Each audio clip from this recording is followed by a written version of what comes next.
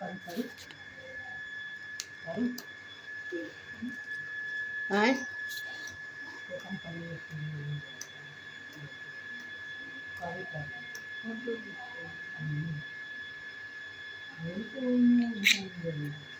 देखिए दोस्तों, ये मेरा पोता है और ये मेरी दीदी है।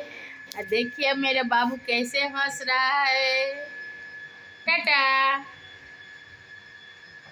टाटा। सीताराम सीताराम करूँ, सीताराम करूँ करूँ सीताराम। तो ये मेरी माँ है और ये मेरी दीदी है। दीदी का पोता है, मेरा भी पोता ही है। तो आप लोग देखिए मेरे बाबू कितना अच्छा से खेल रहा है। आप लोग वीडियो को भर भर के लाइक और कमेंट कीजिएगा दोस्तों। बाबू टाटा।